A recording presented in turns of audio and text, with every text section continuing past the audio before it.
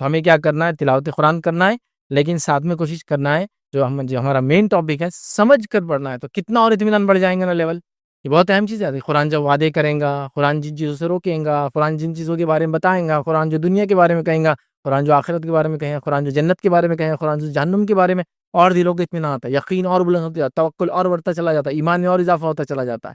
تو لہٰذا آج جو کچھ ہمیں اور آپ کرتے ہیں وہ صرف دلوں کے اطمینان کے لیے کرتے ہیں، اور دل کا اطمینان یاد رکھیے قرآن کی تلاوت میں ہے، اللہ کے ذکر میں، چونکہ اللہ کے ذکر میں سب سے افضل ذکر قرآن ہی یاد رکھیے. اس کے بعد پھر دعائیں وغیرہ ہے، جیسا کہ اللہ کے رسول نے ایک روایت میں فرمایا افضل الذکر لا الہ الا اللہ وافضل الدعاء الحمدللہ. سب سے افضل ذکر اللہ کا لا الہ الا اللہ، اور افضل الدعاء، سب سے بہترین دعا کیا ہے؟ الحمدللہ. یہ پھر نیکسٹ پھر بہت ساری چیزیں ہیں، لیکن قرآن کی تلاوت سے ہم شروع کریں گے تو سمجھ کر پڑھیں گے، اطمینان میں اور اضافہ ہوگا انشاءاللہ. ٹھیک ہے، تو یہ بڑی اہم چیز ہے. چھٹی چیز یاد رکھیے، قرآن کو سمجھ کر پڑھنے کا جو فائدہ مجھے اور آپ کو ملیں گا وہ یاد رکھیے، اطاعت اور فرمانبرداری میں اور رغبت ملتی، مطلب میں نے قرآن پڑھا اور دل بولتا میں یہ کرنا چاہیے، وہ قوم نے ایسا کیا تو یہ ہوگا، میں ویسا نہیں کروں گا، یہ قوم نے کیا تو اللہ نے یہ عطا کر دیا، ہاں میں یہ کرنا چاہتا ہوں. اطاعت اور فرمانبرداری میں انسان کی رغبت اور بڑھتی ہے اندر کی. جیسا ایک انسان قرآن کی تلاوت کرتا ہے اور اس کو سمجھ کے پڑھتا ہے، اس کی زندگی الگ ہوگی اس انسان کے مقابلے میں جو تلاوت تو کرتا ہے لیکن سمجھ کے نہیں پڑھتا ہے. اگر اس کی مثال دیکھنا ہے تو کوئی برائی نہیں کسی جماعت کے خلاف، کسی شخصیت کے خلاف، لیکن اس کو آزما لو. آپ مثال کے طور پہ شہر چھوڑ دو، گاؤں میں چلے جاؤ، جہالت عام ہے، ان جاہلوں میں آپ کو ایک انسان ایسا ملیں گا، حالانکہ وہ لوگ بھی ٹوپی کرتا وغیرہ سب پہنے ہوئے ہیں، لیکن آپ دیکھیں گے جہالت پھر بھی عام ہے. لیکن ان میں ایک شخص آپ کو ملے گا جو تھوڑا سب سے ہٹ کر ہی رہیں گا. آپ بولیں گے اس کا گھر ہٹ کر، اس کے بچے ہٹ کر، اس کی تعلیم ہٹ کر، اس کی تربیت ہٹ کر، اس کی بات ہٹ کر، اس کے وعدے ہٹ کر، ہاں اس کی سچائی ہٹ کر، تو سب تعریف کرتے ہو سچے فلائیں فلائیں. کیسے ہوا؟ تو بولیں گا میں یہ تھوڑا ترجمے سے پڑھ لیتا ہوں، میں نے حدیث نبوی پڑھی ہے، میں نے اللہ کے رسول کی سیرت کا مطالعہ. وہ علم کی وجہ سے کیا ہو گیا؟ وہ دنیا سے ہٹ کر زندگی گزار رہا ہے. اس کی رغبت بڑھ گئی تعلیم کی وجہ سے، دنیا میں وہ اچھے عمل کرنے میں آگے بڑھ رہا ہے، برے عمل سے اپنے آپ کو پیچھے رکھ رہا ہے. کیوں؟ اس کے ایجوکیشن نے کیا. یہ آپ محسوس کر سکتے ہیں کسی بھی جگہ آپ جائیے کہ میں سارے لوگ ایک جیسے فلاں فلاں ہیں، سارے لوگ بولے ہم دین کا کام کرے، فلاں کر رہے ہیں، یہ آدمی سب سے ہٹ کرے. بولے گا میں سمجھ کے پڑھنے والا ہوں، میں نے ایک بار پڑھا تھا. آپ ان سے بات کریں گے تو ان کی بات کا لیول آپ کو الگ نظر آئے گا. پورے علاقے کے اعتبار سے آپ کہیں یہاں کوئی اتنا سمجھدار نہیں، ماشاءاللہ یہ آدمی سے بات کرو تو لگتا بڑے سمجھدار انسان سے آپ نے بات کیا. تو یہ بڑی اہم چیز ہوتی ہے، ہٹ کے ہوتے ہیں. میں ایک بار ہمارے والد کا گاؤں ہے تو ہم لوگ گاؤں میں ایک بار گئے، ایک بہت بوڑھے انسان سے مسجد میں ملاقات ہوئی. ویسے گاؤں کی مسجدوں میں بہت کم لوگ نماز کو آتے ہیں آج کل، ٹھیک ہے تھوڑا رش ہے، لیکن پہلے تو ایک 4-5 لوگ ظہر میں ہو جائے، عصر مغرب میں تھوڑے زیادہ لوگ، عشاء میں تو کوئی آتے نہیں تھے گاؤں کے اندر، یہ حال تھا. تو بہرحال مسجد کے اندر گئے، مسجد سے نکلے ظہر کی نماز پڑھ کے، تو ایک صاحب تھے اور دکھتا بھی کم تھا ان کو، اور والد شاید ان کو جان پہچان کے تھے، گاؤں میں تھے لیکن بہت ایجڈ تھے. ٹھیک ہے، ویسے ان سے بات ہوئی تو اب کیونکہ ہم ابتدائی دور تھا، کچھ دین کا کام کرنے کا شوق رکھ رہے تھے، قرآن حدیث کی تعلیم تھی، لوگوں کو اسلام بتانے کی کوشش کرتے تھے، یہ وہ ٹائم تھا. تو وہ پوچھنے لگے میں بچہ کیا کر رہا؟ تو بچہ یہی پڑھ رہا، گریجویشن کر رہا. اور کیا کرتا دینی اعتبار سے؟ تو بولے وہ لوگوں کو اسلام کے بارے میں بتاتا، نان مسلم کو یہ کرتا. تو بولنے لگے یہ اصل کام ہے، یہ اصل کام ہے. بولے دنیا میں کوئی نہیں کر رہا، بولے یہ کرنے والا کام ہے. حالانکہ میں نے کبھی ایسے گاؤں کے شہروں میں لوگ بولتے نہیں میں اصلاح کرو، یہ کافی تھا اس زمانے میں، دعوت تو ایک دور کی بات تھی. یہ اصل کام، یہ جو بچہ آپ کا کر رہا نا، یہ کرتے رہنا چاہیے. میں نے کہا یہ اتنا کیسے سمجھدار ہے؟ تو بولے یہ ٹیچر تھے اپنے زندگی میں، یہ کتابیں پڑھی انہوں نے، اردو آتی تھی اچھی، ہندی جانتے تھے، مراٹھی جانتے تھے، تو پڑھتے رہے زندگی میں. تو علم نے کیا کیا؟ ان کو نکھار دیا ادھر. تو اللہ کی کتاب کا علم یہی کرتا ہے ادھر، اس کو بھی سمجھے اب. تو اطاعت اور فرمانبرداری میں رغبت بڑھتی انسان کی، وہ آگے بڑھتا اس عمل کے اندر، وہ کام کرنے کو، چونکہ اس نے اب سمجھا وہ کیا پڑھ رہا ہے. یہ بڑی اہم چیز ہے، یاد رکھیے. اور اللہ رب العزت نے قرآن میں جگہ جگہ اس بات کی نصیحت، جگہ جگہ ہو گیا، حتیٰ کہ نصرانیوں کے بارے میں یہ کہا کہ جب نصارہ اللہ کے کلام کو سنتے ہیں تو ان کی آنکھیں روتی ہے. اس کے کرسچنز ان کی آنکھیں رو رہی چونکہ وہ جانتے ہیں اللہ کا کلام ہے. اور یہودیوں کے مقابلے میں عیسائی تھوڑے نرم ہوتے ہیں، یاد رکھیں مسلمانوں کے لیے. ان کے دل کانپ رہے ہیں چونکہ وہ سمجھ رہے ہیں یہ کلام کو، وہ سمجھ رہے ہیں کلام کیا نصیحت کر رہا ہے، یاد رکھیں. اور ان کا دل یا رو رہے ہیں اس چیز کو، کانپ رہے ہیں اس چیز کو سن کر، کیونکہ سمجھ میں آ رہا ہے نا. ان کی سمجھنا بڑی اہم چیز ہے. سمجھیں گے تو اطاعت اور فرمانبرداری کی رغبت پیدا ہوگی. تو آج اطاعت اور فرمانبرداری کی رغبت کیوں نہیں ہے لوگوں میں؟ کیونکہ قرآن عام نہیں ہے لوگوں میں، پڑھ کر سمجھنے کا سسٹم ہی نہیں. مطلب بہت اچھے اچھے گھروں کے اندر بھی آپ جائیں گے تو مطلب آپ سمجھ بہت ریئر موقعوں پر وہ نکلتا ہے. اچھا روٹینلی تو گھر میں ایک آدھ فرد ہی پڑتا ہے، روٹین انہوں پڑھتے رہتے بس، ان کا وہ لگا ہوا ہے اس میں، اس کو ہلاؤ مت، ٹوکن خطہ بولتے ہیں نا اس کا، مطلب کہاں چل رہا ان کا پڑھنا، ہلاؤ مت اس کو. باقی لوگوں نے اس کو روٹینلی نہیں پڑھا. یہ ہمیں سے ایسے کئی لوگ ہیں جنہوں نے اس کو، جس کو کہیں گے سورہ فاتحہ سورہ ناس تک آج تک پورا نہیں پڑھا، سیدھا سیدھا تھوڑا تھوڑا وقتاً فوقتاً ضرورت کے تحت، جیسا کہ سورہ حجرات ہے قوم بہت اچھا ہے، سورہ یاسین ہے، سورہ رحمان ہے، آخری صورتیں ہیں، وہ سب پڑھی ہم نے، لیکن پورا سورہ فاتحہ سورہ ناس تک ختم کرنا نہیں کیا ہم نے، اکثر لوگوں نے نہیں کیا تھا، یہ بہت بری بات ہے۔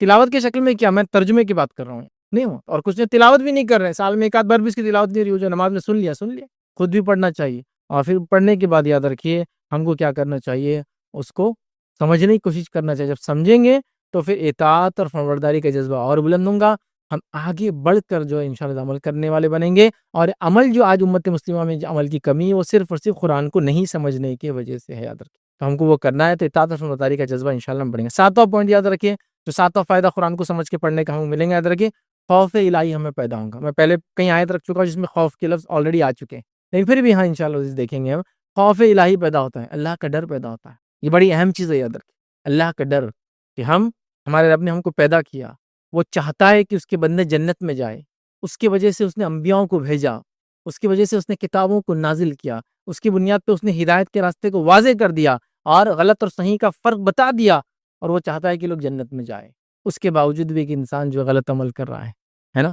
تو خوف الہی پیدا ہوتا ہے کہ نہیں نہیں نہیں، میں یہ صحیح نہیں کر رہا ہوں، مجھے اپنے لائف کو چینج کرنا پڑے گا، میں جو یہ کام کر رہا ہوں یہ غلط ہے، میرا رب مجھ سے یہ چاہتا ہے اور اس کی بنسبت میں یہ کر رہا ہوں، یہ غلط ہے، یاد رکھیں، تو یہ بڑی اہم چیز ہے، یاد رکھیں۔ اور جو خوف الہی کی ہم بات کر رہے ہیں، خوف الہی کی بنیاد محبت الہی، یاد رکھیں، یہ خوف اور خشیت کی جب بات ہوتی ہے تو یہ والا ڈر نہیں ہے کہ وہ اندھیرے میں گئے تو بڈھا آ جائیں گے بچے کو جو ڈراتے ہیں، یہ وہ ڈر نہیں ہے، یہ محبت کے بیسس پہ ہونے والا ڈر ہے، یاد رکھیں۔ جیسا کہ اگر میں نے فلاں کام کیا تو مجھے بہت ڈر لگ رہا ہے، کیوں؟ تو میرے والد ناراض ہو جائیں گے، تو وہ محبت بنیاد بنی جس سے میں ڈر رہا ہوں، چونکہ میرے والد مجھ سے بہت محبت کرتے ہیں، اور ناراض ہو جائیں گے تو مجھے برا لگ رہا ہے، سمجھے نا، تو محبت اس کا بیس ہے، یاد رکھیں۔ تو خشیت الہی کیا ہے؟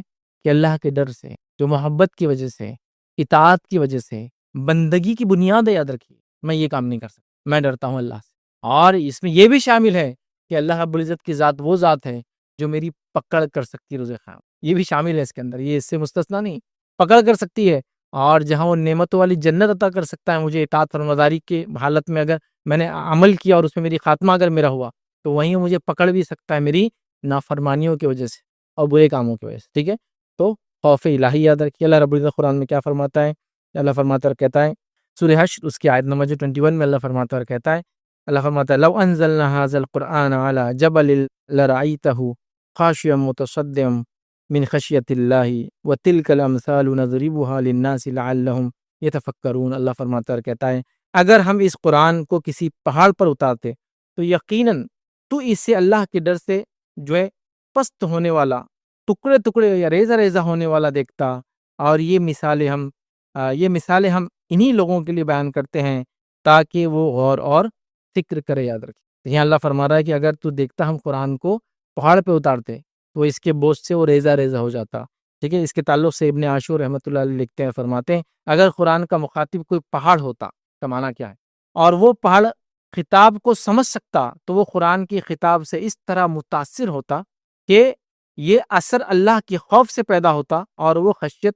قرآن کی معنی کے ذریعے اس میں اثر ڈالتی، مطلب وہ معنی کو سمجھتا تو وہ ریزہ ریزہ ہو جاتا، اور وہ اس وجہ سے ریزہ ریزہ ہوتا کہ وہ سمجھ رہا تھا کہ اس سے کیا خطاب قرآن کر رہا ہے۔ تو لہٰذا ایک مومن کو بھی چاہیے کہ قرآن کے خطاب کو وہ سمجھے، تو اس کے دل میں خوف پیدا ہوگا، پھر وہ عمل کی طرف راغب ہوگا، وہ نیکیوں کو بڑھ چڑھ کے کرے گا، وہ گناہوں سے اپنے آپ کو بچانے کی کوشش کرے گا، وہ اچھائی کا لوگوں کو حکم دینے والا بنے گا، وہ برائی سے لوگوں کو خود کو روکنے والا اور لوگوں کو روکنے والا بنے گا، یا رکنے والا اور روکنے والا بنے گا۔ تو یہ بڑی اہم چیز ہے، یاد رکھیں۔ تو قرآن کو سمجھ کر پڑھنے سے یہ فائدہ ہم کو ملے گا کہ ہمارے دل میں اللہ کا ڈر پیدا ہوگا، اور جو لوگ اللہ سے ڈرے ان کو دنیا اور آخرت میں کیا ملا وہ نعمتیں آپ دیکھیں گے، جو لوگ اللہ سے نہیں ڈرے اور نڈر ہو کے زندگی گزاری، منمانی زندگی گزاری، تو پھر ان کا کیا انجام دنیا اور آخرت میں ہو، وہ سب چیزیں ہم دیکھیں گے، یاد رکھیں۔ اس سے ڈر پیدا ہوتا ہے اندر، اور فطری چیز ہے، یاد رکھیں، ایک دم ہی نیچرل ہے، لیکن جس چیز کو ہم سمجھتے نہیں ہیں اس کو آپ پڑھیں گے کتنا بھی پڑھے اس سے امپیکٹ نہیں پڑے گا، یاد رکھیں، کیونکہ ہم سے ریڈ کر رہے ہیں، چونکہ سمجھ میں نہیں آ رہا ہے وہ کیا ہے، ٹھیک، تو لہٰذا سمجھنے کے یہ فائدہ ہے۔ آٹھواں فائدہ یاد رکھیں قرآن کو سمجھ کر پڑھنے کا جو ہمیں ملے گا وہ یہ ہے،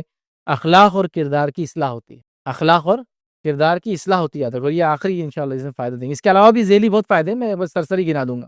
اخلاق اور کردار کی اصلاح ہوتی ہے، یاد رکھیں۔ مسند احمد کی روایت ہے، نبی اکرم صلی اللہ علیہ وسلم کے تعلق سے کچھ لوگ آئے اور ماں عائشہ سے پوچھا، اللہ کے رسول صلی اللہ علیہ وسلم کے تعلق سے پوچھا، اے ام المومنین مجھے نبی اکرم صلی اللہ علیہ وسلم کے اخلاق کے بارے میں بتائیے، یہ سوال انہوں نے کیا، تو ماں عائشہ نے کیا جواب دیا، آپ نے فرمایا کہ نبی کے اخلاق تو قرآن ہی تھا، مطلب آپ کی زندگی کی بات، یہ سوال کسی نے کیا کہا نبی کے اخلاق پوچھتے ہو؟ نبی کے اخلاق تو قرآن ہی تھے، یاد رکھیے. کیا تم قرآن نہیں پڑھتے؟ اللہ عز و جل فرماتا ہے، پھر انہوں نے سوال کیا تم قرآن نہیں پڑھتے؟ اللہ عز و جل فرماتا ہے وَإِنَّكَ لَعَلَىٰ خُلُقٍ عَظِيمٍ. اللہ نے فرمایا اور بلا شبہ البتہ آپ خلق عظیم پر فائز ہیں، مطلب اخلاق کے سب سے بلند مرتبے پر آپ فائز ہیں. کون فائز ہے؟ نبی کرم صلی اللہ علیہ وسلم. جب سوال ہوا کہ نبی کی زندگی کیا تھی، آپ کے اخلاق کیسے تھے، میں عائشہ کیا جواب دے رہی؟ آپ کی زندگی قرآن تھی. کیا تم نے قرآن نہیں پڑھا؟ قرآن نے خود گواہی دی نبی کے اخلاق کی کہ آپ سب سے بلند درجے فائز ہے. تو نبی کے اخلاق کے تعلق سے پوچھا گیا تو آپ نے کہا قرآن. اس سے پتہ چلا اگر ہم قرآن پڑھیں گے تو اخلاق اور کردار کی اصلاح ہوتی ہے، یاد رکھیں، اور سمجھ کے پڑھنا یہاں سے یاد ہے. تو اخلاق اور کردار کی کیسی اصلاح ہوں گی؟ اب میں آپ کو کیا بتاؤں. دنیا کہہ رہی ہے بہت ساری چیزیں بد اخلاقیاں ہیں، شریعت تو کہہ ہی رہی ہے جھوٹ بولنا بد اخلاقی ہے، گناہ تو بہت بڑا گناہ ہے لیکن بد اخلاقی ہے. اس سے انسان کا کریڈٹ ختم ہو جاتا، اس کی حیثیت ختم ہو جاتی، لوگ اس کو جھوٹا بولتے ہیں، اس پہ کوئی اعتماد نہیں کرتا. ایسے سماج پہ کوئی اعتماد نہیں کرتا جو جھوٹ بولتا ہے. کسی کی پیٹھ پیچھے بات کرنا قرآن حرام قرار دیتا ہے، اسلام حرام قرار دیتا ہے. دنیا کہہ رہی ہے پیٹھ پیچھے بات کرنے سے کریڈٹ خراب ہوتا ہے، لوگوں میں آپ کی برائیاں عام ہو جاتی ہے، لوگ آپ کو جو ہے نیچا سمجھنے لگتے ہیں. اس کو جب معلوم ہو جاتا ہے اس شخص کو تو وہ آپ سے بدلہ لینے کی بھاونا رکھتا ہے نا. یہ سب دنیا کہہ رہی ہے کہ اس کا نقصان ہے، ہم نے نہیں کرنا چاہیے. بزنس اچھا کرنا ہے تو سچ بولو، آپس میں کتنا بھی جھوٹ بولو لیکن بزنس دھندے میں مت بولو جھوٹ. کیوں؟ تو سچ بولو گے تو بزنس اچھا چلتا. تو انہوں نے دنیا کے فائدوں کے لیے یہ کر رہے ہیں لیکن شریعت تو یہ کہہ رہی ہے نا. تو آپ سے لوگوں کے اخلاق کے بارے میں پوچھا گیا، آپ میں عائشہ کہہ رہی ہے آپ کیا قرآن نہیں پڑھا تم نے؟ قرآن ہی نبی کرم صلی اللہ علیہ وسلم کے اخلاق تھے، یاد رکھیں. لہٰذا اگر ہم قرآن پڑھیں گے، سمجھ کر پڑھیں گے تو اخلاق اور کردار کی زبردست اصلاح ہوں گی اور ہم وہ مومن بنیں گے جو شریعت چاہتی ہے. یاد رکھیں یہ بڑی اہم چیز ہے، یاد رکھیں یہ بڑی اہم چیز ہے. اور آج اخلاق کے معاملے میں یاد رکھیے ہمارے بہت زیادہ گراوٹ آ چکی ہے. دنیا کہہ رہی ہے، ہم خود بھی کہہ رہے ہیں، کتنی بد اخلاقی، گالیوں کی شکل میں بد اخلاقی، جھوٹ کی شکل میں بد اخلاقی، دھوکے کی شکل میں بد اخلاقیاں، اور کتنی ساری برائیاں ہیں یاد رکھیے جو ہمارے سماج میں پائی جا رہی. کیا بنیاد ہے اس کی؟ یہی یاد رکھیے اللہ کی کتاب کو سمجھا نہیں، سمجھ کر پڑھا نہیں، تو ویسا کیریکٹر نہیں بنا، ویسے اخلاق نہیں بنے، ویسا انسان میں نہیں بن پایا جیسا میں نے بننا چاہیے تھا. لہٰذا ہمارے لیے ضروری ہے کہ ہم قرآن کو پڑھیں اور اخلاق لیں. اب اس کے علاوہ قرآن کو سمجھ کے پڑھنے کے کیا فائدے ہیں؟ قرآن کو اگر سمجھ کے ذیلی چھوٹے چھوٹے فائدے میں اس کے علاوہ کئی میں دے سکتا ہوں اسی مثال. قرآن کو آپ سمجھ کر اگر پڑھیں گے انشاءاللہ عزیز تو ہم کو فائدہ یہ ہوگا کہ ہم دنیا بھی سمجھنے والے بنیں گے. قرآن کو سمجھ کے پڑھیں گے تو ہم انسانیت کو سمجھنے والے بنیں گے. قرآن کی ابتدا ہی ہوتی ہے انسانیت کے 3 طبقوں سے. قرآن کی جب آپ ابتدا کرتے ہیں سورہ فاتحہ اگر ختم کر دیں تو سورہ فاتحہ کے بعد سورہ بقرہ چالو ہوتی ہے. سورہ بقرہ کی ابتدا ہوتے اللہ نے 3 انسانیت کی جو کیٹیگریز ہے تینوں کا ذکر کر دیا. شروع ہوتے ہی انسانیت کے 3 کیٹیگری ہیں، ایک ایمان والے، دوسرے کافر، تیسرے منافق. بس 3 ہی کیٹیگری ہے. اور ایمان والے کو چھوڑ دے تو کافر اور منافق دونوں ہی کی، وہ بھی کافر ہے، منافق اور پردے درجے کا کافر ہے. تو انسانیت کی قسمیں آپ کو پتہ چل گئی، ہیومن بینگز کیسے ہوتا ہے نا، یہ آپ کو پتہ چل گیا. اگر قرآن کا مطالعہ کریں گے تو اہل کتاب کی غلطیاں اور انہوں نے کیا اچھے کام کیے وہ پتہ چلیں گے تاکہ ان کی غلطیاں ہم ریپیٹ نہ کریں اور وہ جو اچھے کام کرتے اللہ جن سے خوش ہو وہ کرتے رہے. قرآن کا مطالعہ کریں گے تو انبیاء کے واقعات ہم کو پتہ چلیں گے. قرآن کا مطالعہ وہ کریں گے تو سائنس اور ٹیکنالوجی کی باتیں پتہ چلیں گی. قرآن کا مطالعہ کریں گے قرآن آگے کی ایسی چیزیں بتائیں گا جو بہت تعجب خیز ہوتی ہے. یاد رکھیں بہت تعجب خیز، مطلب کچھ باتیں تو ایسی ہیں کہ جس کو آپ مطلب ہم اگر اس کو پڑھتے جائیں صرف تو تعجب ہوتا ہے کہ یہ اس کا معنی ہے کیا، ایسا بھی ہو سکتا ہے کیا. میں یہ نہیں کہہ رہا ہوں کہ یہ سلف نے صحابہ نے اس کو ایسا پوائنٹ آؤٹ کیا، لیکن آپ پڑھ کے دیکھیے، کبھی اس کو صرف مطالعہ کیجیے آپ بھی تعجب کریں گے کیسی بات ہے، کیسی دل کو چھونے والی بات ہے، کیسی سائنٹیفک بات ہو رہی ہے، کیسی بالکل اپروپریٹ بات قرآن کر رہا ہے، دل کو چھونے والی بات ہے. یہ ریسرچ ورک کے بعد بھی ایسی باتیں نہیں سمجھ میں آتی، ایسی بات قرآن کر رہا ہے. یہ بڑی تعجب خیز چیز ہے. یاد رکھیں مطلب دیکھیے قرآن مطلب عجیب و غریب چیز، لاجک، ریزننگ، یہ سب چیزیں اس کے اندر ملیں گی آپ کو، اتنا کچھ کی جس کی کوئی انتہا نہیں. بلکہ ایک نئی اسٹڈی تو کیا بتا رہی ہے معلوم آپ کو، بہت ابھی آج کل بہت کامنلی چل رہا ہے، جو سیمیٹک لینگویجز ہے. آپ دیکھیے اگر دیکھنا ہے اچھی اسٹڈی ہے، جو سیمیٹک لینگویجز ہے جس میں عربی سب سے زیادہ وہ ہے چونکہ سب سے مشہور اور زندہ زبان ہے. اس کے بعد ہیبریو بھی آتی ہے لیکن وہ ابھی زندہ زبانوں میں بہت کم لوگ بولتے ہیں، اور اریمک بھی ایک آتی ہے یاد رکھیے تو وہ بھی لیکن بہت کم لوگ بولتے ہیں. عیسیٰ علیہ السلام کے زمانے میں وہی چلتی تھی، بائبل اصل اسی میں لکھی گئی تھی جو تھی تو ٹھیک ہے، جب بھی لکھی گئی تھی لیکن ابھی ہے ہی نہیں. ٹھیک ہے اریمک ہے. تو یہ جو سیمیٹک لینگویجز ہے اس میں عربی تو بالکل زندہ اور وہ زمانے کے بارے میں ریسرچ اسٹڈی یہ کہتی ہے اس کو پڑھنے سے ذہن تر و تازہ اور اچھا رہتا ہے، لاجک ریزننگ بڑھتی ہے، آپ کی صلاحیتیں انکریز ہوتی ہے کیونکہ اس لینگویج کی خصوصیت جب بولا جاتا ہے تو دماغ کے ان حصوں کو جا کے ہٹ کرتی ہے جو آپ کو فلاں چیزوں میں فائدہ دیتے ہیں. بالکل یہ آپ دیکھ لیجیے کامن اسٹڈی بہت کامنلی چل رہی.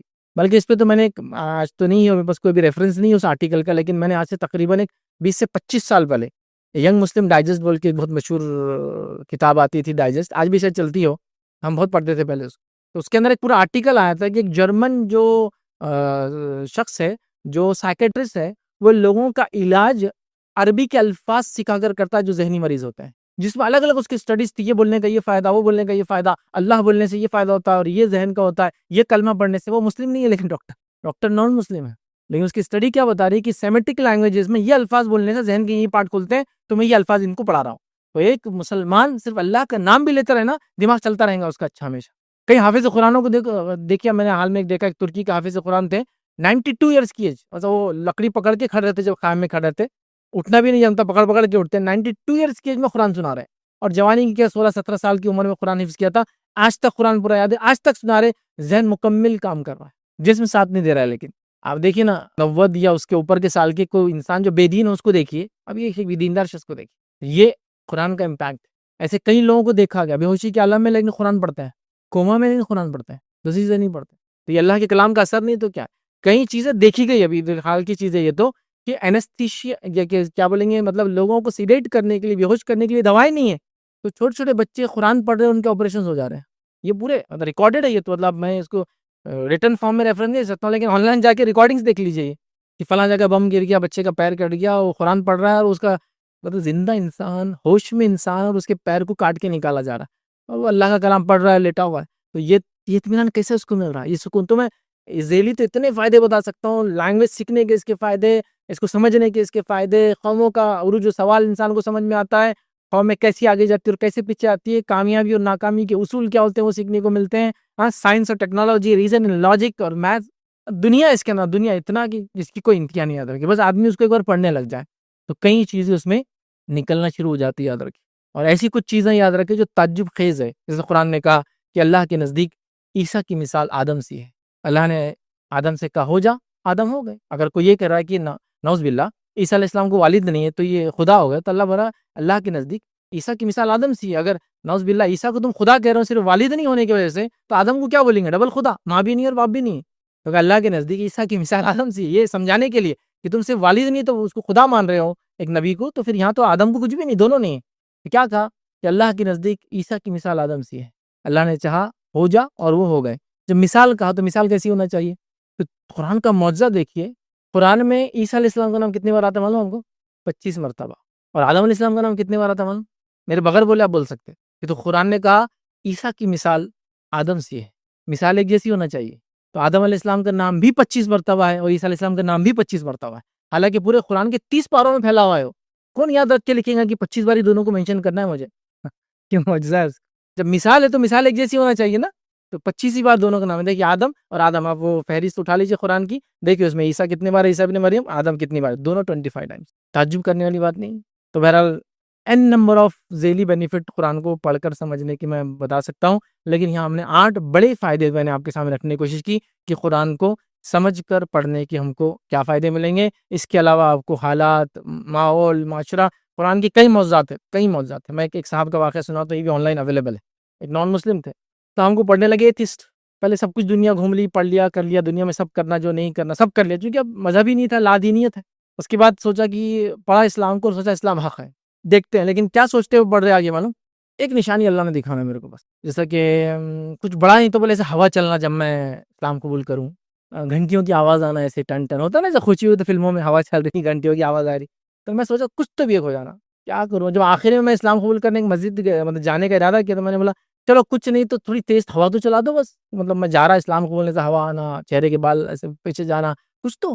اس کے بعد میں نے کیا کیا، قرآن کی ایک ایسی رینڈملی قرآن کھولا، تو اس کے اندر ایک آیت تھی کہ یہ تم سے نشانیاں مانگتے ہیں، کیا ان کے اطراف میں ہم نے اور پہلے سے نشانیاں نہیں پھیلا دی؟ کیا یہ آسمان کو نہیں دیکھتے؟ کیا زمین کو نہیں دیکھتے؟ تو وہ تعجب کرنے لگے۔ میں ایک نشانی طلب کر رہا تھا اللہ سے کہ تھوڑی ہوا تو بھی چلا دے، اللہ کہہ رہا دیکھو نشانیاں میں نے آلریڈی اتنی پھیلا دی کائنات میں، یہ اور نشانی مانگتے تم سے؟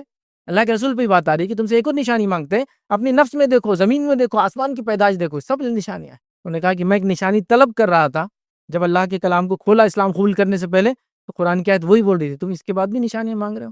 انسان اپنی پیدائش کو دیکھے، کتنی نشانیاں، آسمان کی کریشن کو کتنی نشانیاں، زمین کو دیکھ کے ہری ہوتی ہے، پھر سوکھ جاتی ہے، پھر بالکل خالی میدان بن جاتی ہے، پھر وہ میدان پہ ایک بارش آتی ہے، پھر وہ ہری ہو جاتی ہے، پھر اس میں چرین پرین پھیل جاتی ہے، سب نشانیاں اللہ کی۔ تو دیکھیے کیسا معجزہ ہوا ان کے ساتھ، وہ ایک نشانی طلب کر رہے، اللہ نے ان کو ایک نشانی دے دی، کہا کہ تم دیکھو آس پاس، کتنی نشانیاں آلریڈی ہے، تم ایک اور نشانی ڈیمانڈ کر رہے. تو کہا نہیں میرے سے غلطی ہوئی، میں نشانی ایسی طلب ہی کیسے کر سکتا ہوں، کتنی نشانی اللہ نے آلریڈی بنا دی ہے کائنات میں. بہرحال تو کئی چیزیں یاد رکھی، تو اس کے عجیب و غریب معجزات ہیں، بس اس کو سمجھ کے پڑھنے کی ہم نے کوشش کرنا چاہیے. یہ اللہ کا کلام ہے اور اس کے کئی فائدے ہیں، n نمبر آف بینیفٹس آپ کو صرف پڑھ کر سمجھ کر پڑھنے کے انشاءاللہ ہم کو ملیں گے. ویسے اس کی خالی تلاوت بھی اجر سے خالی نہیں ہے، میں بول رہا ہوں، لیکن سمجھ کے پڑھنے کے بہت سارے فائدے ہوں گے. میں اپنی بات کو اسی پہ ختم کروں گا. اللہ تعالیٰ سے میں دعا کرتا ہوں کہ اللہ رب العزت ہم کو اپنی کتاب کا پڑھنا، اس کا سمجھنا ہمارے لیے آسان کرے. اللہ سبحانہ تعالیٰ ہمیں اس چیز کی توفیق دے کہ اس کو سمجھ کر اس کے پیغام کو ہم انسانیت تک پہنچائے. اللہ سبحانہ تعالیٰ ہم تمام کو جتنے اس کے حقوق ادا کرنے کی توفیق عطا فرمائے. اللہ رب العزت ہمیں اور ہماری نسلوں کو اس سے محبت رکھنے والا اور اس پہ عمل کرنے والا بنائے، جب تک ہمیں زندہ رکھے، اسلام اور ایمان پر زندہ رکھے. اجازت کے بغیر اپنے جمع کیے ہوئے پیسوں سے کر سکتی ہے، کیونکہ شوہر کے گھر والے بڑے جانوروں میں حصہ لے کے کرتے ہیں عقیقہ، کیا یہ بھی صحیح ہے؟ تو دیکھیے سب سے پہلی چیز تو یہ ہے کہ آپ اپنے شوہر کی اجازت کے بغیر یہ نہ کریں، اس لیے کہ اس کو معلوم ہوگا تو بعد میں خواہ مخواہ کی ایک فتنہ ہوگا. حالانکہ ایسا کرنا کوئی مسئلہ نہیں، ایک اچھی چیز ہی کر رہے ہیں. بٹ اینی ویز لیکن ہمارے پاس تھوڑا سا مطلب جو سوسائٹی میں ہم رہتے ہیں، سوسائٹی کا ایک مسئلہ یہ ہے کہ یہ میل ڈومینیٹڈ سوسائٹی ہے. تو یہاں مرد کی غیرت ہر دھکے دھکے پہ جاگ جاتی ہے، جو کہ ہونا نہیں چاہیے. حالانکہ نبی اکرم صلی اللہ علیہ وسلم کا زمانہ، صحابہ کا زمانہ آپ دیکھیں تو مطلب جو ہاں بس خواہ مخواہ کی غیرتیں آتی وہاں وہ مسئلہ نہیں تھا یہاں تک.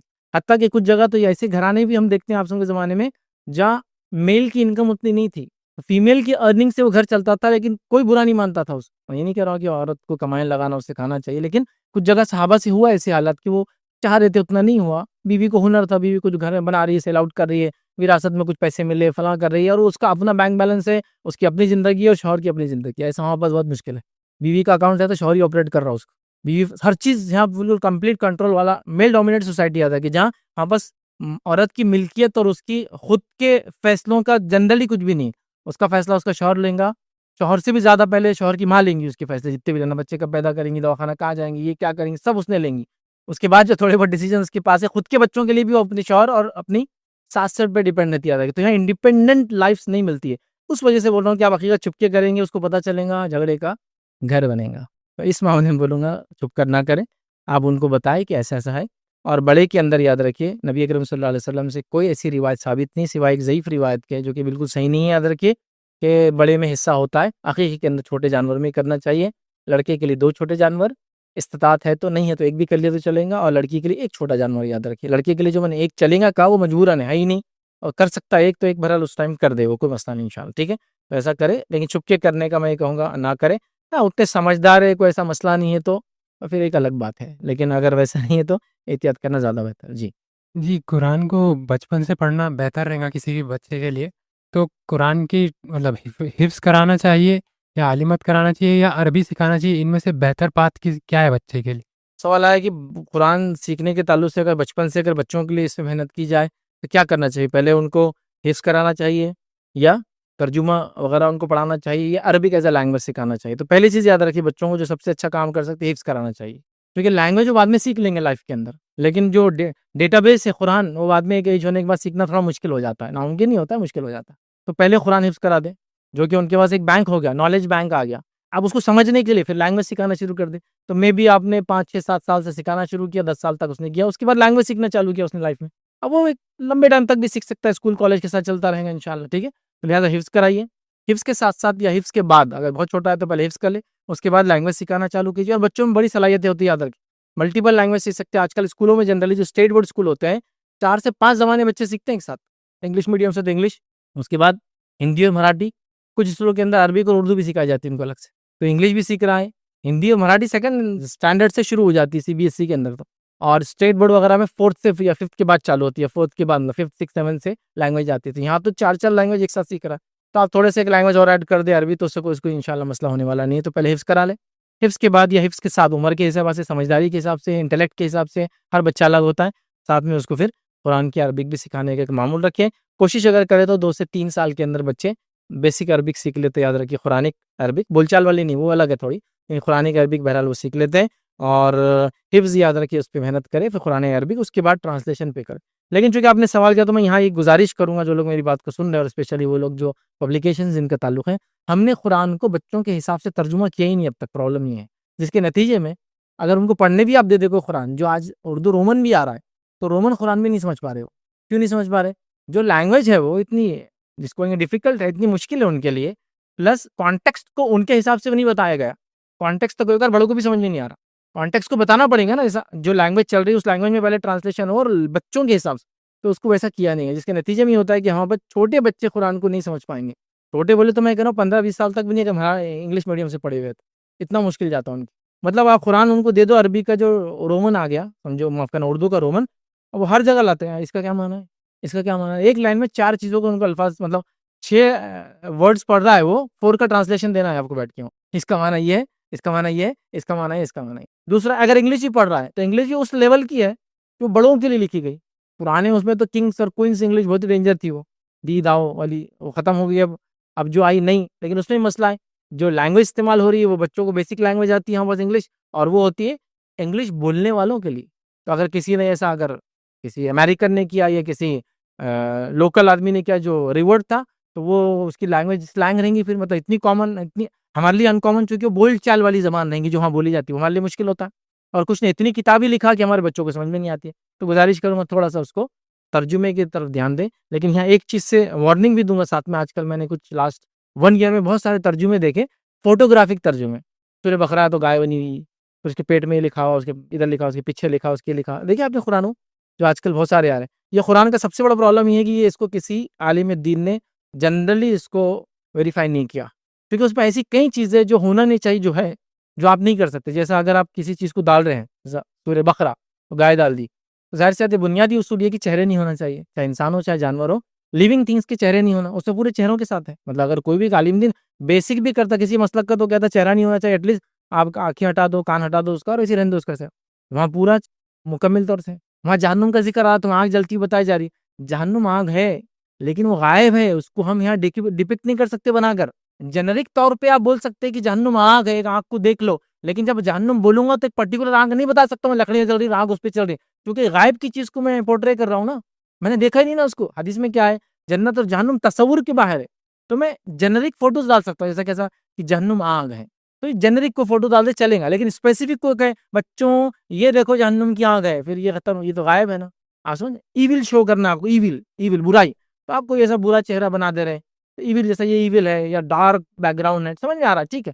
لیکن آپ کیا کریں، شیطان بول کے ایک پرٹیکولر امیج بنا رہے. شیطان غائب سے ہے، اس کو کسی نے دیکھا نہیں اب تک اس کی اصلی شکل میں، تو اس کو ڈپکٹ نہیں کر سکتے پکچر فارم میں، کیونکہ بچہ سمجھے گا ایسا جو آدمی اندھیرے میں چادر اڑ کے آتا ہے یہ شیطان ہے، اس کو اس چادر میں سے 2 اٹھا ہوا کان جیسے کچھ رہتا سنگ، وہ اٹھا ہوا دکھتا ہے اس میں سے، وہ کیا کریں گا، جنرک چیزوں کو اسپیسیفک کر دیں گے. تو پورے ایسے بنے ہوئے تصویر پہ تصویر اور ہر چیز ہے.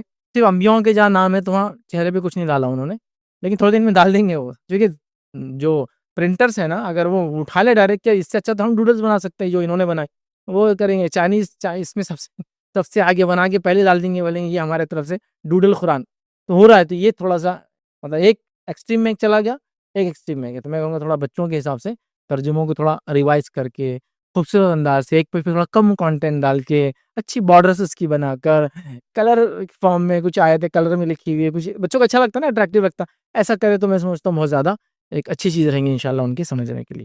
جی اللہ کے رسول صلی اللہ علیہ وسلم سب سے زیادہ کون سا سورہ پڑھا کرتے تھے قرآن میں؟ سوال ہے کہ نبی اکرم صلی اللہ علیہ وسلم سب سے زیادہ کون سا سورہ پڑھتے تھے. دیکھیے آپ صلی اللہ علیہ وسلم کے تعلق سے ایسا مخصوص طور سے تو نہیں آتا کہ اللہ کے رسول کو یہ سورہ بہت زیادہ پڑھتے ہوئے دیکھا گیا، ایسا نہیں. آپ نے کچھ لوگوں کو دیکھ کر کبھی کچھ چیز کی تعریف کی، جیسا سورہ اخلاص کے تعلق سے بتایا گیا کہ ایک صحابی وہ ہمیشہ کوئی سورت پڑھتے ہیں جب نماز میں تو اخلاص سے جوڑ دیتے ہیں.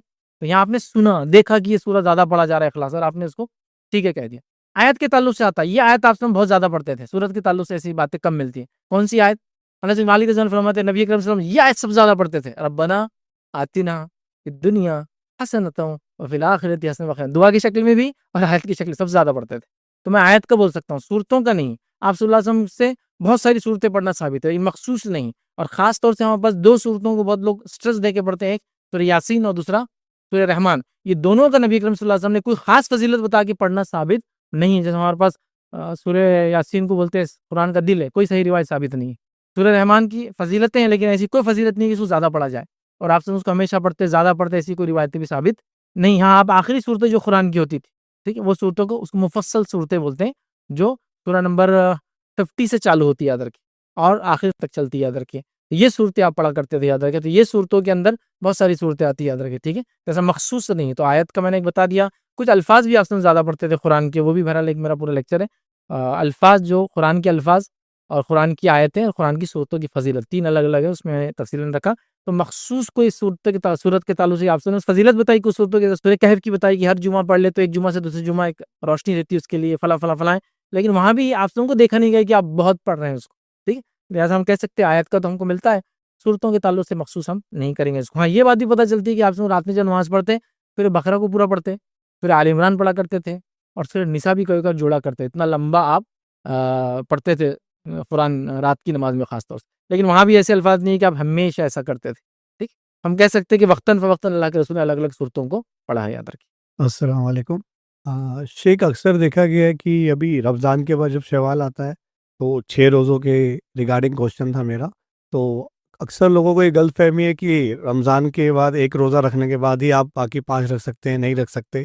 اور اگر بعد میں رکھیں گے تو کوئی کہتا ہے منڈے تھرسڈے رکھ لیں، اور ابھی جیسے ایام 20 کے روزے آئے تھے 3، اس کو ملا کے رکھ لیں. تو میری کیا ریکویسٹ تھی کہ جیسے اب کافی مسجدیں ہیں، لوگ رکھنا تو چاہ رہے ہیں پر ان کو علم ہی نہیں رہتا کہ کل سے جیسے ایام 20 کے 13 14 15 دن سٹارٹ ہو گئے ہیں، تو ایک دن پہلے اعلان کر دیا جائے بھائی کل سے آپ رکھ سکتے ہیں. ایسا کچھ معمول ہونا چاہیے تاکہ سنت بھی زندہ رہے اور لوگ عمل بھی کر پائیں آسانی سے. جیسے اسلامیکل کیلنڈر لوگوں کو یاد نہیں رہتا، اس ریگارڈنگ میرا کوشچن ہے. بھائی نے سوال کیا کہ شوال کے جو روزے ہیں 6 روزے، اس کے تعلق سے کہ اس کو رکھنے کا کیا معمول ہوگی، ایک رکھے پھر اس کے بعد 5 رکھ سکتے ہیں یا کیسا معاملہ ہوگا. پھر کیا اس روزوں کو آپ پیر اور جمعرات کو رکھ لیں یا ایام 20 جو چاند کی 13 14 15 ہوتی ہے اس کے ساتھ ملا لیں. پہلی چیز تو یاد رکھیں، شوال کے جو 6 روزے ہیں آپ پورے شوال میں کبھی بھی رکھ سکتے ہیں. اس کے لیے یہ ضروری نہیں جو ہمارے پاس عام طور سے ہوتا ہے، جیسے ہی ایک عید الفطر ختم ہوتی ہے اس کے سیکنڈ ڈے مطلب 2 شوال سے لوگ روزے رکھنا چالو کر دیتے ہیں، اور 6 دن بولتے مسلسل رکھنا، بیچ میں پھر نہیں توڑتے نہیں. 2 3 4 5 6 7 پھر 8 کو عید مناتے. تو نہ اس کی کوئی عید ہے نہ مسلسل پورے مہینے میں پہلی تاریخ چھوڑ کے شوال کے، چونکہ اس دن عید ہوتی ہے اس دن روزہ نہیں رکھ سکتے آپ. کبھی بھی ان روزوں کو آپ رکھ سکتے ہیں. اب نفل روزوں کے اندر ایک چیز آپ یاد رکھیں، نفل عبادت، کوئی بھی نفل عبادتوں کو ملٹیپل نیت کے ساتھ آپ کر سکتے ہیں. لیکن فرض اور جو واجب عبادتیں اس میں ملٹیپل نیتیں نہیں ملتی.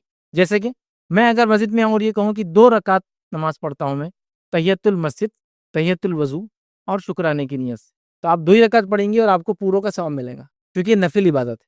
تو اسی طرح اگر آپ شوال کے روزے رکھنا چاہ رہے تھے 6 اور پیر آ گیا تو آپ یہ کہ پیر جمعرات کو رکھتا ہوں، یا ایام 20 آ گئے تھے بیچ میں تو میں پیر کو ایک رکھ لیتا ہوں، پھر ایام 20 کے رکھ لوں گا، پھر ایک جمعرات کو رکھوں گا. یہ بھی کر سکتے. تو آپ کو پیر کا بھی ثواب ملے گا، جمعرات کا ثواب ملے گا، ایام 20 کا ثواب ملے گا، اور ساتھ میں شوال کا بھی ثواب ملے گا. بھائی کا سوال تھا کہ لیکن اب یہ چیزیں اسلامک کیلنڈر چونکہ کامن نہیں ہے تو اب ایسا کچھ سسٹم ہو کہ لوگوں کو بولا جائے کہ بھائی ایام 20 آ رہا ہے، ہاں جمعرات کا اور پیر کا روزہ رکھا کرو وغیرہ. دیکھیے کرنا چاہیے، لیکن اب پرابلم یہ ہے کہ اتنے سارے چیزوں میں کمیونٹی لیک کر رہی ہے کہ کسی کو بھی سمجھ میں نہیں آ رہا کہ کہاں سے شروع کرے. اسپیسیفک گروپس یہ کام کر سکتے ہیں اپنے اپنے علاقے میں، لیکن سسٹمز کے تھرو ممکن نہیں ہو. ایسا ایک آدمی بول رہا ہے کہ آپ ایام 20 کا اعلان کرے تو دوسرا آدمی بول رہا ہے ایام 20 کا انہیں تو فلاں کر رہا ہے اس کا بھی اعلان کرو، اس کو تو یہ نہیں معلوم توحید اس کا اعلان کرو. تو ایک لمبی لسٹ ہے، کئی چیزیں ہیں. تو ایسا ہو سکتا ہے کہ ایک مسجد میں لوگ توحید پرست ہو، ایک مسجد میں لوگ اتباع سنت کرو، ایک مسجد میں لوگ سارے موقعہ کے عبادتیں کرے فلائیں. اب ان کو نفل کے اندر ہی پروموٹ کرنا تھا اس مسجد میں پرٹیکولرلی. اب چونکہ اس ٹائپ کے لوگ آ رہے تو وہاں وہی اعلان ہو رہا ہے یہ کرو، کیونکہ اسلامک ایجوکیشن کا لیول ان کا ہائی ہے، چیزوں کو سمجھ رہے، بہت ساری چیزوں عمل کر رہے. لیکن ہو سکتا ہے جنرک سینس میں کر سکتے ہیں. اس میں سب سے اچھا یہ کام ہو سکتا ہے جو لوگ مختلف ایپ بناتے ہیں ان کو میں ریکمینڈ کر سکتا ہوں کہ ان کے ایپ میں کوئی نوٹیفیکیشن ڈالیں. جو اسلامک ایپ ہوتے ہیں کہ وہ پیر کو مطلب سنڈے کے دن ایک نوٹیفیکیشن دے کہ پیر چالو ہو گیا سنڈے کی مغرب کے بعد، اور آپ پلان کر سکتے کل کے روزے کا. اسی طرح پھر جمعرات کا دن آ رہا تو بدھ کے دن شام میں جمعرات چونکہ شروع ہو جاتی نوٹیفیکیشن آئے ایام 20 کے بھی بھرا ایسا کیا جا سکتا ہے. تو وہ ایپس کے تھرو ہو سکتا ہے ہم کو یاد آ جائے. مسجد وغیرہ میں اعلان بھی کر سکتے ہیں آپ، وہ چارٹس وغیرہ لگا سکتے ہیں، بورڈ پہ لکھ کے لگا سکتے ہیں. ایک سسٹم بنا سکتے ہیں کہ ہر جمعرات اور پیر کو آپ میسج بھیجے لوگوں کو کہ سنڈے کو کہ کل کا روزہ رکھ سکتے ہو. تو ایام 20 آ رہا ہے، دیکھو 3 دن روزہ رکھو. حدیث میں یہ الفاظ ہے جو ایام 20 کے روزے پورا سال رکھیں گا، مطلب ہر مہینے رکھیں گا، گویا اس نے سارا سال روزہ رکھا، کیونکہ 3 روزے رکھ رہا اور اس کا ثواب 30 کے برابر ملے گا، سارا سال ہے. 6 روزے اگر رمضان کے بعد شوال کے کوئی رکھ لے تو حدیث میں آتا ہے ایسا ہے کہ اس نے پورا زمانہ روزے رکھا. مطلب اگر یہ ہر سال کرتے رہے تو پوری زندگی روزے رکھنے کا ثواب مل رہا ہے، تو یہ بھی ثواب مل رہا ہے. تو بہرحال یہ سب کر سکتے ہیں، تو بالکل کرنا چاہیے، کر سکتے ہیں. الگ الگ طریقے ہو سکتے ہیں بہرحال، تو لوگوں کو کرنا چاہیے، پروموٹ کرنا چاہیے. ہو سکتا ہے لیکن بس یہ ہے کہ جماعتی اعتبار سے یا مسجد کے اعتبار سے اس لیے نہیں ہو رہا ہے کہ کئی ساری چیزیں جو چیزیں جو لوگ نہیں کر رہے تو بولتا اب کیا کیا اعلان کروں. بیٹر ہے کہ ہم لوگ اپنے گروپس بنا کے اس کو پروموٹ کریں اور وقتاً فوقتاً بہرحال یہ یاد دہانی کے طور پہ بات سامنے آ جائے تو انشاءاللہ عزیز یہ کافی رہے گا انشاءاللہ. کسی نے سوال کیا کتا ناپاک ہے مگر کیا جب وہ زخمی ہو بیمار ہو تو اس کا علاج ایک مسلمان اچھا مطلب زخمی بھی ہو تو کیا ایک مسلمان اس کا علاج نہیں کر سکتا؟ تو دیکھیے کتا کیا کوئی بھی جانور ہو اگر وہ بیمار ہے زخمی ہے اور آپ اپنی حفاظت کے ساتھ اس کا علاج کر سکتے اپنی بات کی. جانور کاٹ لیتے ہیں, جانور مار دیتے ہیں, جانور گھسیٹ لیتے ہیں آپ کو. ایسے بھی جانور ہیں جو گوشت نہیں کھاتے ہیں لیکن غصے میں آئے تو آپ کا ہاتھ چبا سکتے ہوں, سمجھے نا. تو آپ اپنی حفاظت کے ساتھ کسی بھی جانور کی مدد کرنا چاہے آپ کر سکتے ہیں. جانور ناپاک ہے وہ لیکن اگر آپ اس کے ہاتھ نہ لگائے, اس کی رال, کتے یاد رکھیے کتے کو جسٹ ہاتھ لگانے سے کچھ نہیں ہوتا لیکن اس کی رال اگر لگتی ہے, اس کی آنکھ پہ کوئی گیلی چیز ہے, اس کے پیشاب پیخانہ ہے, اس کی رال ہے وغیرہ ہے تو پھر آپ کو ہاتھ پورا پاک کرنا پڑے گا, دھونا, اور اس کا پورا ایک طریقہ یاد رکھے.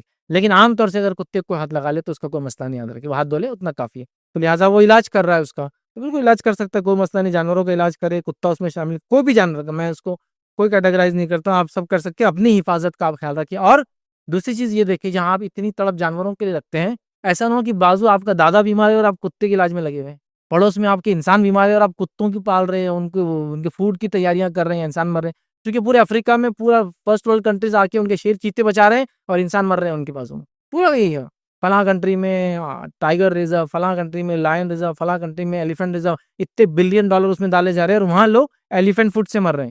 وہ بیماری ہو جاتی ہے, اس سے پیر اتنا بڑا ہو جاتا ہے انسان کا, اندر بیکٹیریا پورے اپنی کالونیز بنا لیتے ہیں, آنکھوں کے اندر سے بیکٹیریا لمبے لمبے پورے پیراسائٹ نکل رہے ہیں اور یہ جانوروں کا علاج کر رہے ہیں. تو پھر تو سمجھے نا ان ایکول بات ہے, انسان پہلے حقدار ہے. تو ٹھیک ہے آپ کے سماج میں انسانوں کا حق ادا ہو رہا ہے ماشاءاللہ, لوگ دیکھ بھال کر رہے ہیں وغیرہ ہے, تو آپ جانوروں کا بالکل خیال رکھتے ہیں, اسلام اس سے بالکل نہیں روکتا. روایت میں آتا ہے کہ ہر گیلے جگر سے حسن سلوک کرنے کا اجر ہے, لہٰذا ہر جانور کے ساتھ آپ جو کر سکتے ہیں بالکل آپ اس کا اچھا سلوک کریں, اس کا علاج کرے, کوئی مسئلہ نہیں. علاج کرنے کے بعد اپنی صفائی وغیرہ آپ خیال رکھیے اس کا, انشاءاللہ اس کوئی مسئلہ نہیں. السلام علیکم سر. ہمارا یہ کوشچن تھا کہ ضعیف روایت یا ضعیف حدیث کا کنسیپٹ کہاں سے آیا؟ کیونکہ یوجولی ہمیں جو حدیث ملتی ہے وہ صحابہ اور تابعین سے ملتی ہے, اینڈ یوجولی دے آر مطلب وہ لوگ امانت دار ہوتے ہیں اور سچے لوگ ہوتے. تو یہ ضعیف روایت کا کنسیپٹ کہاں سے آیا؟ دیکھیے بھائی نے سوال کیا کہ ضعیف روایت جو ہم بولتے ہیں روایتوں کو, اور ضعیف روایتوں کی کئی قسمیں ہیں, 8 سے 11 کے قریب ان کی الگ الگ کیٹیگری ہوتی ہے. ضعیف ہے, متروک ہے, اور منکر ہے, اور موضوع ہے. تب یہ اس کی ٹائپ سے ضعیف روایتوں. سوال ہے کہ ضعیف کہاں سے آئی, جبکہ صحابہ نے روایتیں کی, تابعین نے روایت کی, تابعین تو سب صحیح تھے. دیکھیے روایتیں تو کی جا رہی تھی, صحابہ سے کی جا رہی تھی, لیکن جب روایتیں آگے بڑھی چین آف نریشن, ظاہر سی بات ہے تابعین کے بعد جب چیزیں جا رہی ہے تو کون ویریفائی کرے گا کہ واقعی میں اس شخص نے اوپر والے سے سنا؟ تو وہاں سسٹم آیا کہ ویریفائی کیا جائے جو انہوں نے کہا یہ واقعی میں انہوں نے اوپر تک سنا تھا کیا, انہوں خود سچے ہیں کیا, ان کا سننا ثابت ہے کیا, انہوں ملے تھے کیا. یہ سب چیزیں کی جانے لگی. جب یہ کی جانے لگی سسٹم بنا دیکھا گیا کچھ لوگوں نے کچھ لوگوں کے نام سے روایت کیا لیکن وہ کبھی ان سے ملے نہیں تھے, تو پھر کیٹیگرائزیشن چالو ہوا چیزوں کا. ایک آدمی نے بولا روایت لیکن وہ جھوٹا ثابت ہوا, مطلب اس کے بارے میں جھوٹ ثابت ہوا, تو اس کا مطلب دوسری چیز میں جھوٹ بول سکتا ہے, لہٰذا اس سے نہیں لیں گے. آپ کبھی یہ بھی دیکھیں گے ایک روایت سیم الفاظ کے ساتھ دوسرے سے لی گئی اور ایک آدمی سے وہ روایت نہیں لی گئی اور کہا گیا ضعیف ہے, لیکن روایت کے الفاظ صحیح ہیں, یہ روایت جو اس سند سے آتی وہ ضعیف ہے. تو روایتیں صحیح اور ضعیف ہوتی یاد رکھیں بولنے والے کے اعتبار. تو صحابہ سے ایک نے روایت کیا, صحابی سے کوئی سنے تو کوئی شک کی بات ہی نہیں ہے, لیکن یہ روایتیں بعد میں بولی جائیں نا, 5 نسلیں بعد 6 نسلیں بعد, ہم نے ہمارے دادا سنا, ہمارے دادا نے, ہم نے ان کے والد سنا, انہوں نے ان سے سنا, انہوں نے ایک تابعی سنا, انہوں نے ایک صحابی سنا, انہوں نے فلاں, تو اس کو پھر کیٹیگرائز کیا جانے لگا. ٹھیک. اور یاد رکھیے حدیثوں کے معاملے میں یہ جو احتیاط ہے یہ صحابہ کے زمانے سے شروع ہو گئی تھی. جب ایک صحابی کوئی روایت بیان کرتا ہے, حضرت عمر کے تعلق سے بات مشہور ہے, ان کے سامنے اگر کوئی شخص یہ بات کرتا ہے کہ میں نے اللہ کے رسول کہتے سنا, اور فوراً اس کو پکڑتے بولتے گواہ ابھی لانا, ابھی بہت سارے صحابہ پریشان ہو جاتے تھے کہ یہ عمر تو بس پکڑ ہی لیتے, بس حضرت عمر ان پہ شک نہیں کر رہے تھے, وہ جاننا چاہ رہے تھے کہ جو بات تم کہہ رہے ہو اور کس نے سنی ہے کیا, تاکہ کراس ویریفائی ہو جائے. احتیاط کی جا رہی تھی.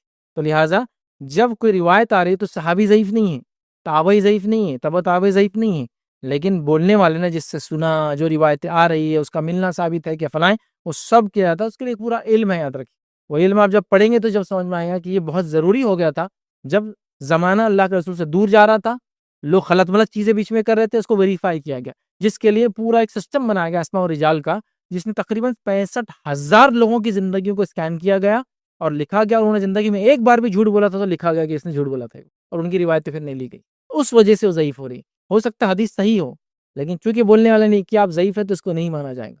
آپ سمجھے, دوسرے لیکن ترک سے دوسرے روایتوں سے وہ صحیح چیز ہے تو وہ آ ہی جاتی ہے، مل جاتی کہ انہوں نے کہا ادھر سے بھی آیا، لیکن یہ بولا تھا کہ یہ سند سے نہیں مانی جائیں گی، الفاظ صحیح ہیں لیکن سند صحیح نہیں ہے اس کی، یہ درست ہے۔ اور کبھی یہ بھی ہوتا ہے کہ حدیث کے الفاظ بھی ضعیف ہوتے ہیں یاد رکھیں، کیونکہ بولنے والے کے لیے وہ ہوتا ہے، یاد نہیں رہتا اس کی عمر، تو بہرحال اس کا پورا اصول ہے، آپ اس کو جانیں، لیکن صحیح اور ضعیف کو مذاق کا موضوع نہ بنائیں۔ بہت سے لوگوں کو سمجھتا نہیں صحیح ضعیف کا ہے تو مذاق کا موضوع بنا دیتے ہیں، کچھ لوگ تو بہت لٹرل وہ کرتے ہیں۔ ایک صاحب ایک مرتبہ ایک بحث میں کہنے لگا یہ کیا صحیح اور ضعیف لگایا، تمہارے ابا ضعیف ہو گئے اور کچھ بولے تم نہیں سنیں گے کیا ان کے، تو اس کو لگا ضعیف بولے تو بوڑھا آدمی، ضعیف کا معنی کمزور ہوتا ہے، تو بوڑھا آدمی عموماً کمزور ہوتا ہے بول کے اس کو بھی ضعیف بولتے ہیں اردو زبان میں، عربی میں ضعیف مطلب کمزور ہے، ضعیف جداً بہت کمزور روایت ہے، تو ان کو وہ بھی نہیں سمجھتا، پھر بولتے ہیں حدیث ہے تو حدیث ہے، سب کو ماننا پڑے گا، ٹھیک ہے۔ حدیث کا معاملہ یہ ہے کہ حدیث کی حفاظت کا ذمہ بھی اللہ نے لیا تھا، لیکن قرآن کے جیسا نہیں، مختلف ڈھنگ سے اللہ نے اس کی حفاظت کی، کیسے کیا؟ علوم الحدیث کی کتابیں آپ اس کے لیے ضرور مطالعہ کریں، اور آج کے اس دور میں نوجوانوں سے خاص طور سے گزارش کروں گا اور والدین سے بھی کہ علوم الحدیث کے بارے میں بچوں کو اچھا علم دیں، اس لیے کہ آج کل جتنے فتنے ہمارے اطراف پھیل رہے ہیں سب یہ کہہ رہے قرآن حق ہے، قرآن صحیح ہے، قرآن کا ٹرانسلیشن بھی صحیح ہے، وہ ان لوگوں کے ٹرانسلیشن ہی مانتے ہیں جن کے ہم بھی مانتے ہیں، وہ سب بولیں گے، لیکن حدیث میں آئیں گے تو آپ کو پھر زبردست بولیں گے نستر لگا دیں گے، شک اور شبہ آپ کے دل میں ڈال دیں گے، حتیٰ کہ آخر ان کا یہ رہتا کہ یہ تو سب کیا ہے، ایرانی چال تھی حدیثیں، جو 300 سال بعد نبی اکرم صلی اللہ علیہ وسلم کی لکھی جانا شروع ہوئی، اور یہ سب چال باز تھے لوگ، فلاں فلاں فلاں فلاں فلاں، مطلب ایرانی چال بول کے بہت مشہور ہے یہ بات، تو بالکل علوم الحدیث کا آپ اٹھا لیجئے، ہر کسی دور میں آج بھی کئی لوگ الزام لگاتے کہ یہ ایرانی چال تھی، ایران کے لوگوں نے چونکہ وہ فلاں تھے ان کو یہ وہ نہیں ہوا، ان کو ہضم نہیں ہوا تو انہوں نے کیا کیا خلاف جانے کے لیے مسلمانوں کی یہ کی، ایسا کچھ بھی نہیں آتا کہ ہاں اکثر بڑے بڑے محدثین ایرانی ہوئے ہیں، ٹھیک ہے، وہ ایک الگ بات ہے، لیکن اس بات کو بھی سمجھنا ہے کسی کے ایران سے ہونے کی وجہ سے، وہ علاقہ تو پرشیا جس کو ہم کہتے ہیں یاد رکھیے، آج کا ایران نہیں، ایک بڑا علاقہ ہوا کرتا تھا اس زمانے میں، یاد رکھیے،